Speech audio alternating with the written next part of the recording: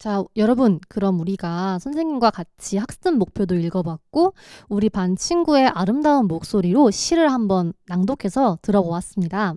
그럼 선생님하고 이제부터는 이 문학 작품이 도대체 어떤 주제를 가지고 어떤 내용으로 쓰여진 건지 자세하게 분석을 한번 해볼 필요가 있겠죠?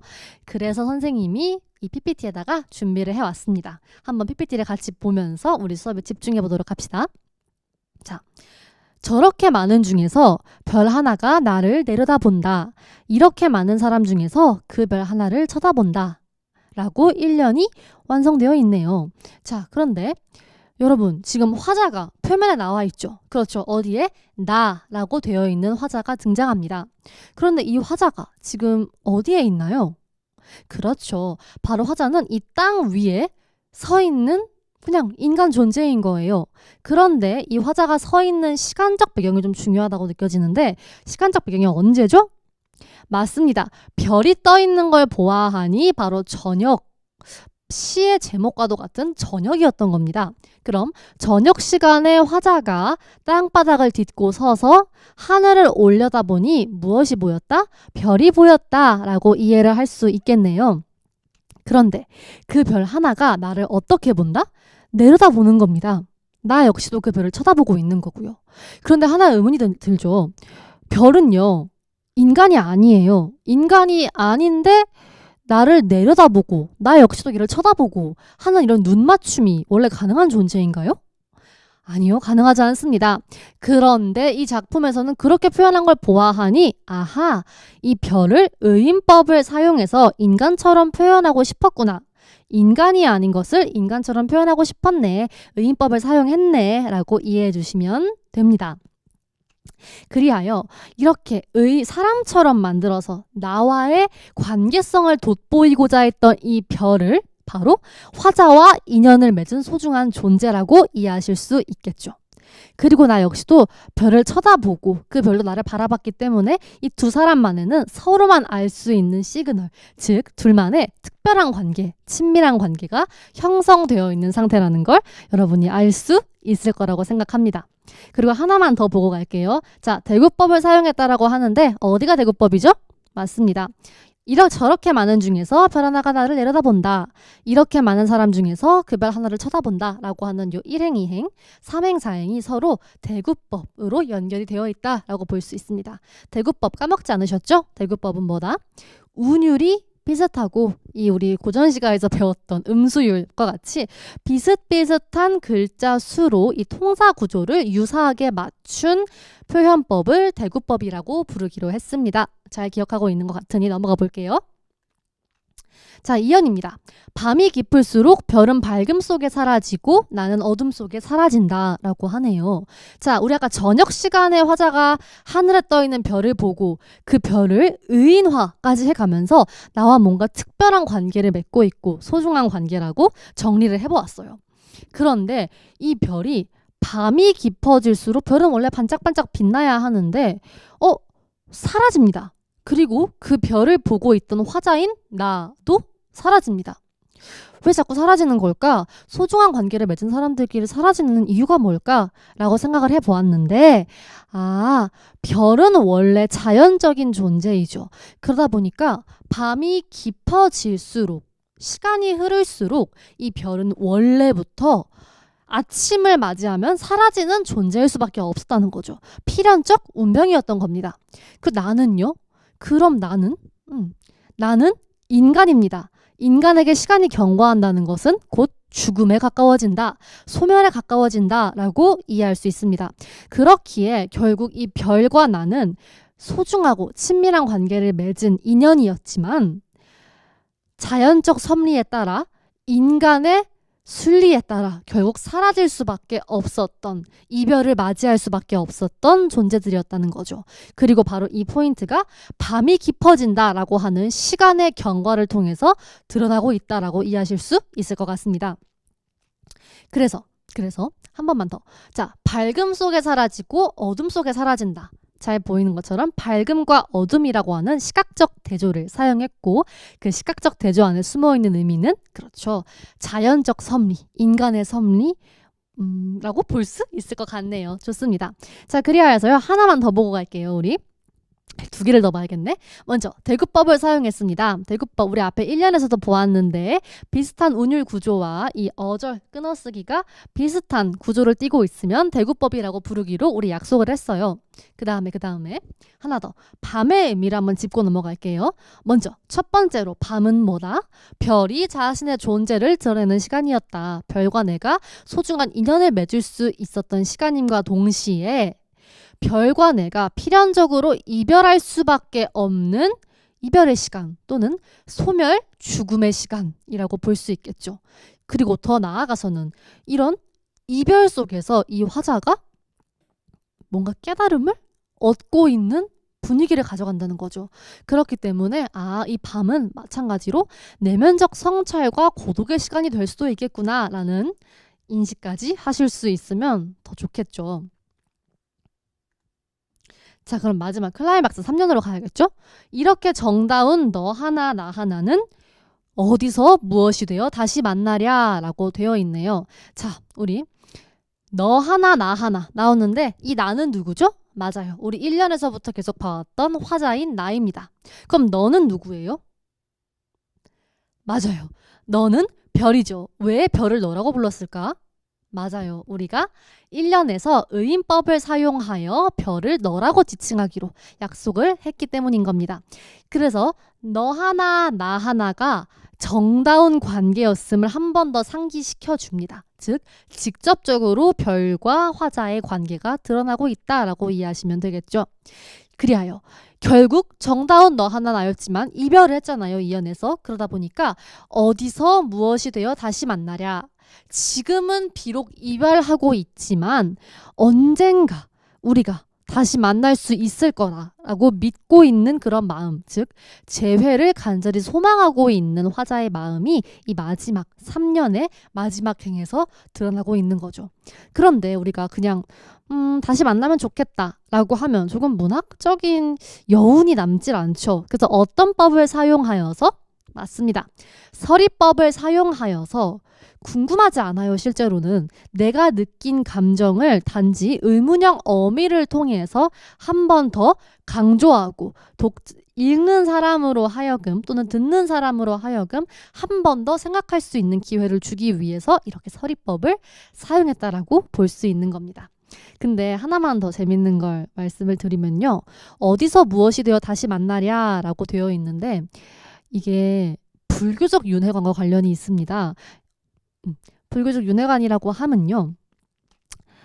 우리의 생은 이번 한 번뿐이 아니라 계속 돌고 또 돌아서 이 만났던 인연들이 반복되고 반복될 수밖에 없다라고 하는 그런 종교관이라고도 볼 수 있겠죠. 이제 그렇기에 우리 이 작품에서는 이별을 했지만 재회하고 싶다는 소망이 불교적 윤회관을 통해서 잘 드러나고 있다라고 볼 수 있겠네요.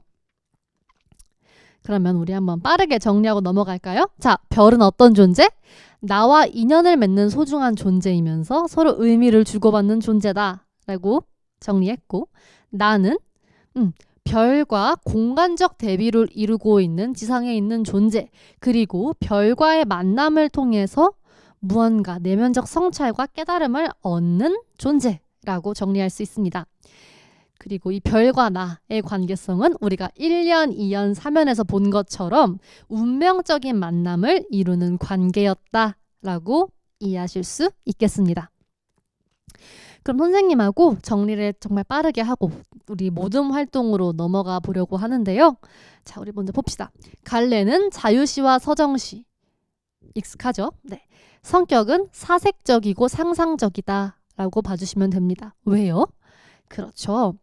우리 화자가 밤에 저녁에 이렇게 땅에 딛고 서서 어느 날 갑자기 하늘을 올려다보니 그 무수히 많은 별 하나와 서로 친밀한 관계를 맺고 그 관계가 필연적인 이별을 불러옴에도 불구하고 다시 한번 만나고 싶고 그 관계에 대해서 긍정적으로 또 친밀하게 여기고 있다는 점에서 이런 이 화자의 사색과 이런 성찰적인 태도가 잘 드러난다고 볼 수 있겠네요.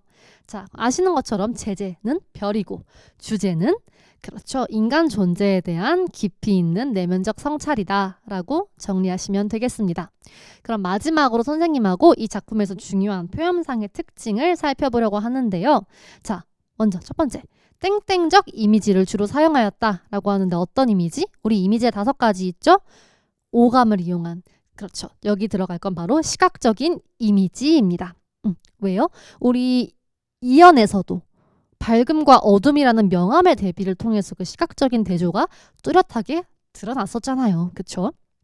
그 다음 대조와 대구를 통해 시적인 의미를 강조했다. 대구는 몇 년에 나온다고요?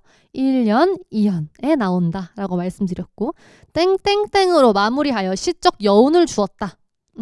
마지막 3년에 서리법을 사용하여서 시적 여운을 남겨주는 것까지. 그리고 의인법을 이용해서 정다운 별과 나의 관계를 직접적으로 드러내 주었고 마지막으로 맞아요. 시간적인 배경이 시적 분위기 형성에 영향을 주었다는 겁니다.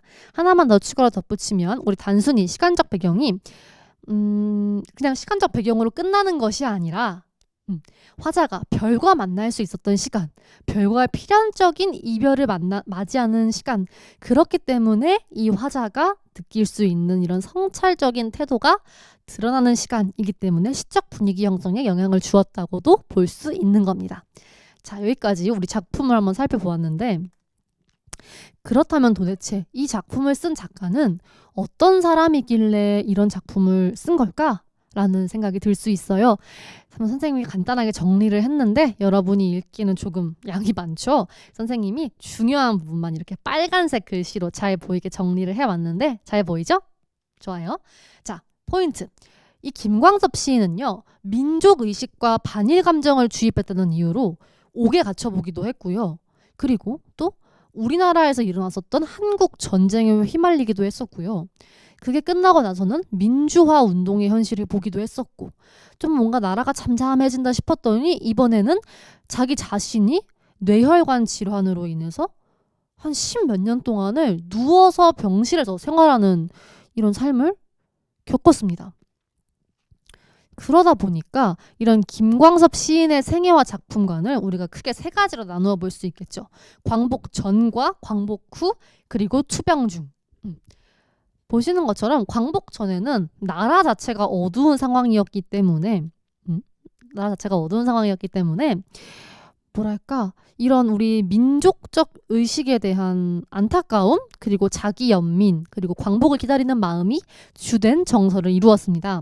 그런데 광복을 맞이하고 나니까 얼마나 행복하겠어요. 광복의 기쁨을 바탕으로 시를 마음껏 씁니다.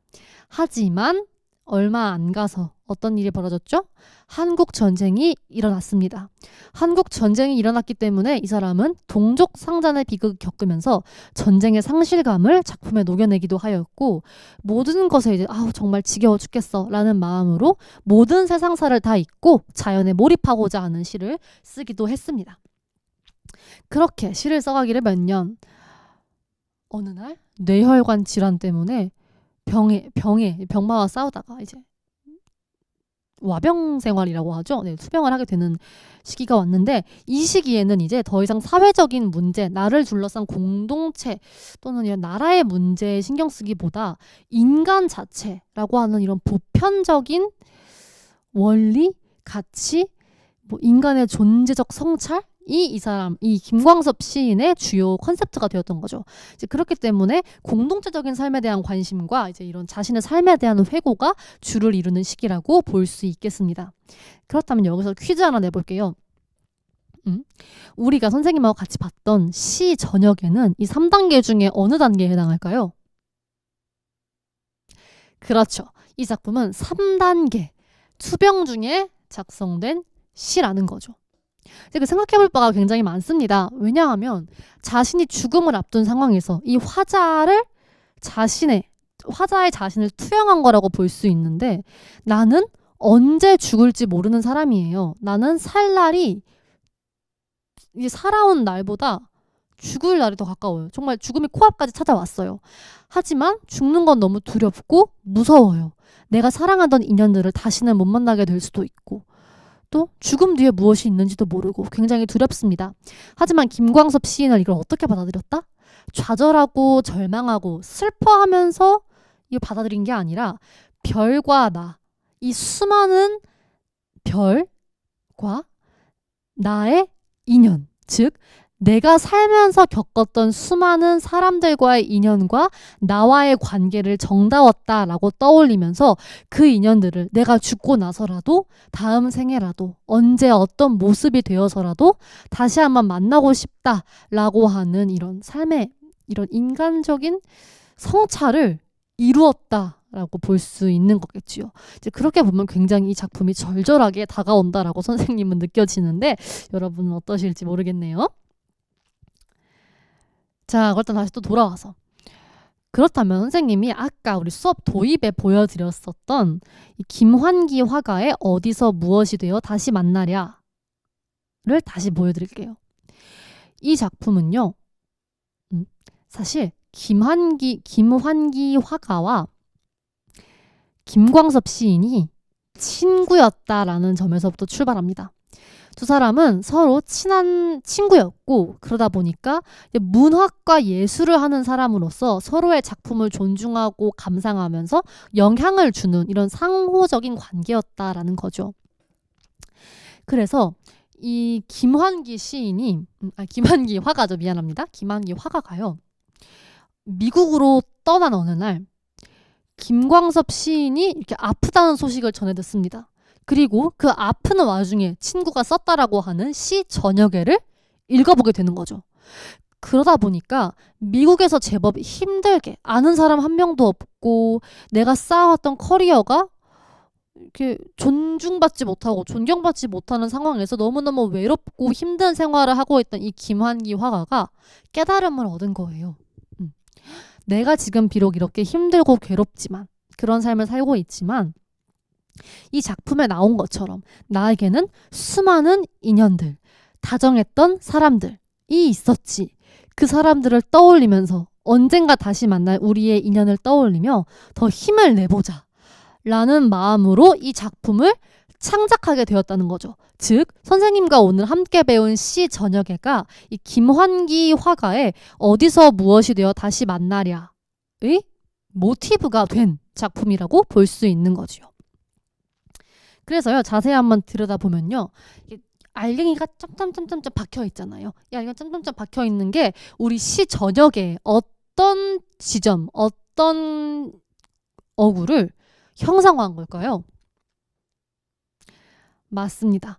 저렇게 많은 별 중에 수많은 별들 중에 별 하나가 나를 본다 라고 할 때 그 화자가 바라봤던 하늘 속의 수많은 별들을 점 하나하나 점묘화로 찍어내면서 형상화를 한 겁니다.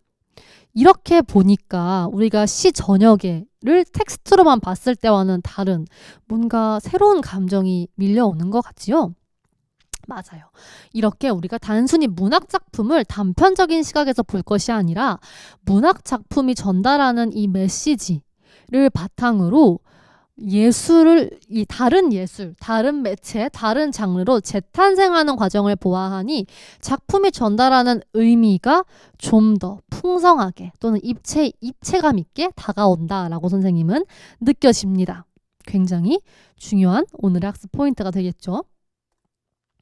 그래서 선생님이 오늘 준비한 활동이 뭐냐면요. 우리 시 저녁에가 김환기 화가에게 영향을 미쳐서 어디서 무엇이 되어 다시 만나랴 라는 작품을 창작하기에 영향을 주었다고 말씀을 드렸었잖아요. 그래서 지금부터 우리도 똑같습니다. 문학 작품 하나를 선택하고 그리고 그 맥락을 같이 공유하는 새로운 콘텐츠를 제안해보자 라는 겁니다. 어때요? 조금 감이 잡히시나요? 좋습니다. 자, 그랬을 때 우리가 문학 작품을 이제 어떻게 바꾸는 게 좋을까라는 생각을 해보셔야 할 텐데 선생님과 하는 활동의 목표가 아까 뭐라고 말씀드렸었죠? 그렇죠. 문학 작품에 대한 이해를 바탕으로 이제 다른 매체, 다른 장르의 콘텐츠로 재창작해보자라는 거였잖아요. 그러니까 단순하게 갈래를 바꾸는 건 이 학습 목표에 적합한 활동이 아니겠죠. 예를 들면 이런 거죠. 이생규장전이라고 하는 소설이 있습니다.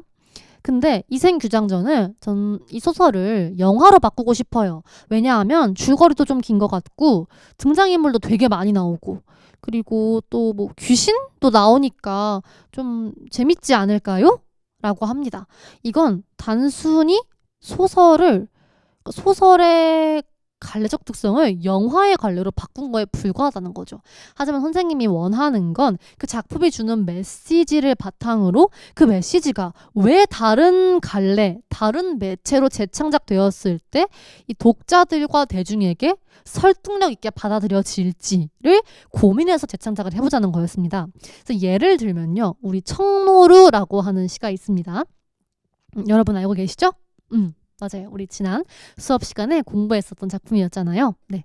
그랬을 때 이 청노루를요. 샌드아트로 재창작해보는 거예요. 샌드아트라고 하는 건 이 모래를 움켜쥐었다가 조금씩 풀어주다가 하면서 이제 모래로 그림을 그리는 활동을 말하는 건데요. 이제 작품 자체가 굉장히 사실은 역동적이라기보다는 적당히 움직임이 있고 그러면서도 평화로운 산의 모습과 그 산 속에서 가만히 서 있는 청노루의 모습을 굉장히 잘 형상화한 이 청노루라는 작품이었을 텐데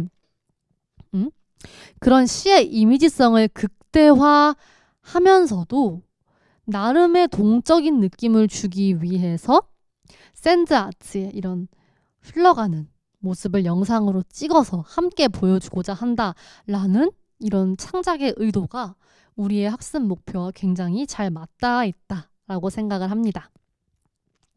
좋아요. 자, 그러면 선생님이 이제 예시까지 들어주었는데 이제 헷갈리는 부분이 있으면 선생님이 조별 활동을 하면서 돌아다니고 순회지도 하면서 알려드릴 테니까 언제든지 물어보시면 되겠고요. 자, 선생님이 이제 지금부터 우리 조별 활동을 위한 역할을 지정해 줄 거예요. 선생님의 기준으로 이 오른쪽 뒤에 앉은 친구가 오늘의 태블릿 담당자입니다. 태블릿 담당자는 앞으로 나와서 내 태블릿하고 우리 조원들의 태블릿을 챙겨서 자리로 돌아가시면 되겠고요. 그 다음에 태블릿 담당자 옆에 있는 친구가 오늘의 패들렛 업로드 담당자입니다. 여러분이 논의한 내용을 학습지에 잘 정리를 하실 텐데 그 정리한 내용을 사진으로 찍어서 패들렛에 업로드 하시는 것이 우리 패들렛 담당자의 임무입니다. 자, 그 다음에 패들렛 담당자 앞에 앉은 친구는 오늘의 발표자입니다. 조별 논의를 잘 정리해서 이따 발표하는 시간에 발표를 해주면 되겠고 그럼 남은 친구는 뭐 해요? 우리 친구들은 댓글을 열심히 패들렛의 다른 조의 작품, 다른 조의 활동 내용을 읽고 댓글을 열심히 달아주고 또 우리 조의 활동이 원활하게 이루어질 수 있도록 호응을 해주는 호응이가 되면 되겠죠. 좋습니다. 자, 그러면 먼저 학습지를 다 받으셨죠? 네, 좋아요. 그럼 우리 태블릿 담당자가 태블릿을 가지고 나오면서 본격적으로 우리 수업 활동을 시작해 보도록 할게요. 선생님이 각 시간이 완료되기 5분 전에 한번 안내를 다시 해드릴 테니까 그 전까지는 마음 편하게 친구들과 조원들과 함께 이야기를 나누시면서 우리 학습 활동을 진행하시면 되겠습니다.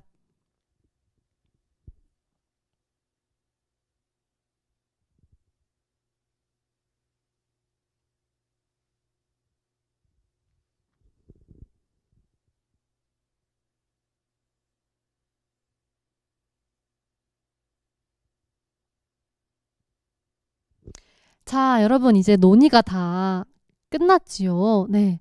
선생님이 아까 5분 남았다고 할 때부터 열심히 학습지에다가 내용을 옮겨 적고 하는 것 같은데 이제 패들렛 담당자가 조별 논의 내용을 정리한 학습지를 카메라로 찍어서 선생님이 올려둔 이 QR코드를 스캔해서 올려주시면 되겠습니다. 시간 2분 정도 드릴 테니까 너무 부담 갖지 마시고 천천히 업로드 해주시면 되겠어요.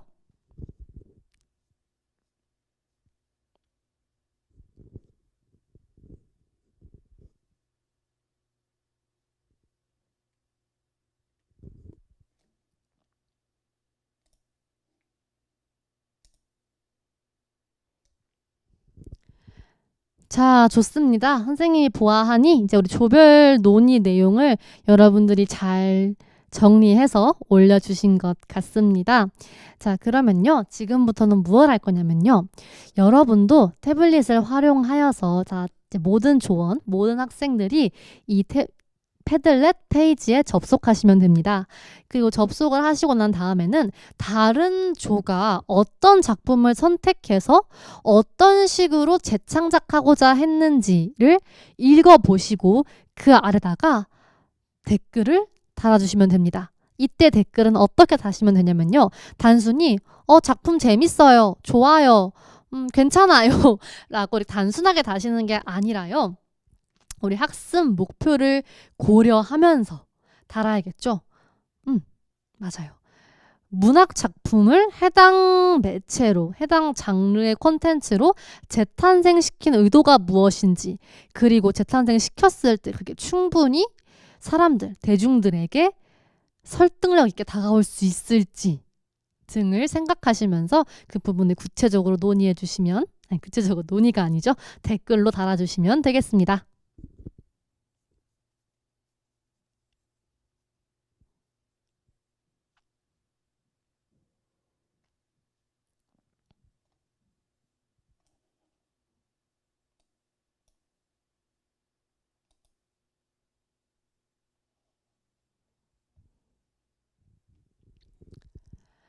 자, 우리 여러분, 선생님이 이렇게 화면으로도 띄웠지만 여러분도 태블릿으로 볼 수 있죠? 우리 이성부 시인의 벼라는 작품을 가지고 플립북이라고 하는 장르로 새롭게 재탄생시켜보고 싶다라고 한 조가 있었어요. 이 조에 우리 많은 학생들이 댓글을 달아주었는데 선생님하고 함께 보면서 우리 얼마나 댓글을 잘 달았는지, 그리고 이 조는 어떤 내용으로 문학 작품을 새롭게 재탄생시켰는지를 함께 살펴보도록 하겠습니다. 자, 그러면 먼저 우리 별을 가지고 논의 활동을 진행한 우리 3조의 발표자 누구죠?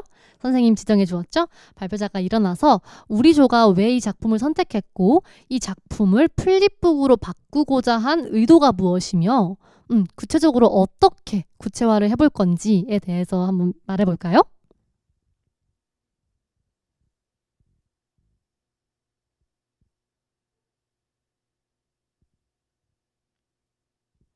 네, 좋습니다. 굉장히 발표를 잘 해주었어요. 이런 벼가 흔들리고 다시 또 일어서고 하는 모습이 굉장히 역동적이라고 느껴서 이 작품을 플립북 형식으로 만들어 보고 싶었다라고 그것에서 이제 모티브를 얻은 것이 굉장히 인상적입니다. 작품이 주고자 하는 메시지를 잘 살린 것 같아요, 선생님이 보기에는. 그러면 우리 친구들이 어떤 내용으로 댓글을 달았을지 한번 볼게요. 우리 다영이가 작품 속 벼는 민중을 상징하잖아요. 그런데 플립북 초반에 벼가 눕고 다시 일어나는 모습을 보여주고 뒤로 갈수록 그 옆에 민중들이 한 명씩 추가되면서 연대하는 장면으로 이어질 수 있게 만들면 더 재미있을 것 같다라고 달아주었네요. 굉장히 좋은 지적이었습니다. 우리 작품이 단순히 이 벼의 역동적인 모습, 벼를 관찰하고 쓴 게 아니죠. 그렇죠. 이 문학작품에 숨겨져 있는 함축적인 의미, 그 상징성을 다영이가 굉장히 잘 짚어내준 것 같습니다. 이 대중 또는 민중이라고 하는 사람들을 추가적으로 그려주면 이 벼가 사실은 민중들을 상징한다라고 하는 이런 주제 또는 메시지를 모든 사람들에게 더 쉽게 전달할 수 있을 것 같네요. 좋은 댓글이었습니다. 다른 친구들은 다른 친구가 또 굉장히 새로운 재밌는 아이디어를 주었어요.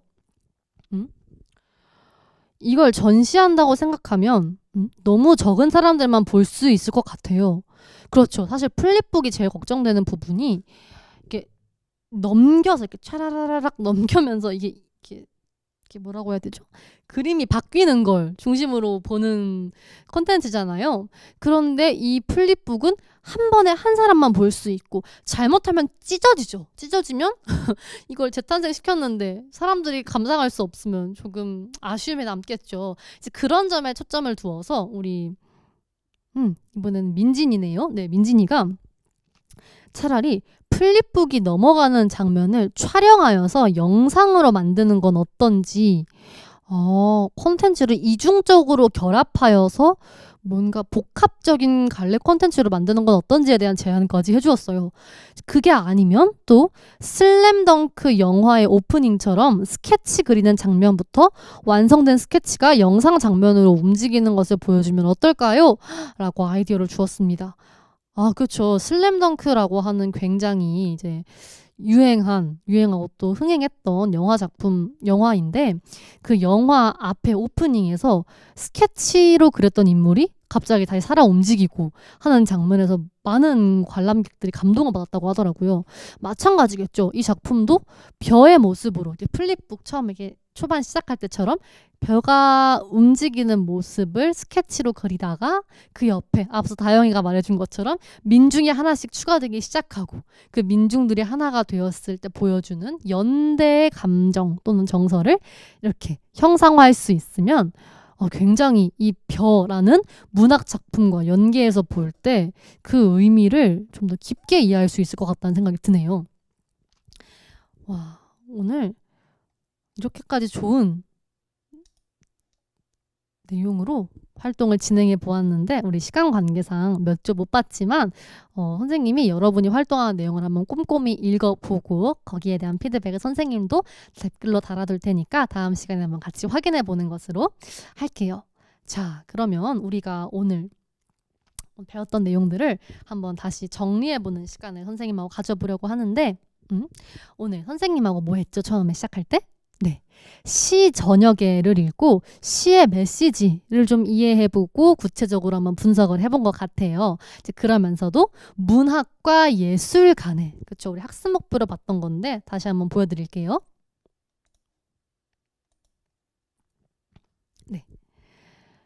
네, 이 문학과 예술의 상호 맥락적인 관계 아래서 서로 어떻게 영향을 주고받는지 그 상호 연계성을 살펴보았습니다. 그리고 특히 김환기 화가의 어디서 무엇이 되어 다시 만나랴를 통해서 그 시 전역애가 형상화되는 모습을 보니 여러분들도 뭔가 이 작품이 주는 의미가 입체적이다라고 느끼실 수 있었을 것 같아요. 그리고 거기서 그치지 않았죠?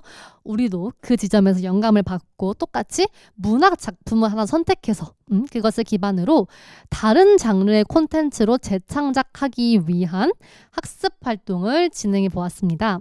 이제 그러면서 오늘 이제 우리 배우기로 했었던 문학이 인접 분야, 예술 분야라고도 볼 수 있겠죠? 교섭하면서 다양하게 변화 발전해 나갈 수 있음을 이해한다라는 학습 목표를 훌륭하게 성취하신 것 같습니다. 자, 앞으로도 여러분이 인생을 살아가시다 보면 많은 문학 작품을 만나게 되실 거고 또 많은 예술 작품을 보시게 될 거예요. 이제 그럴 때마다 문학 작품이든 예술 작품이든 단편적인 관점에서 그 작품 하나만을 들여다보지 마시고 이 작품과 저 작품 사이에는 어떤 관계성이 있을까? 두 작품의 상호 맥락적인 관계 차원에서 이 두 작품을 살펴보면 어떤 시너지가 날까를 고민하시면서 이런 문학생활, 예술생활을 좀 더 깊이 있고 입체감 있게 향유하셨으면 좋겠습니다. 그러면 오늘 선생님은 여러분들과 함께 시 전역애를 가지고 공부를 열심히 해보았고 네, 오늘 수업은 여기서 마무리를 하도록 하겠습니다. 자, 우리 모두 뭐 했다? 수고했습니다. 우리 모두. 자, 서로 박수를 치면서 끝내볼게요. 감사합니다.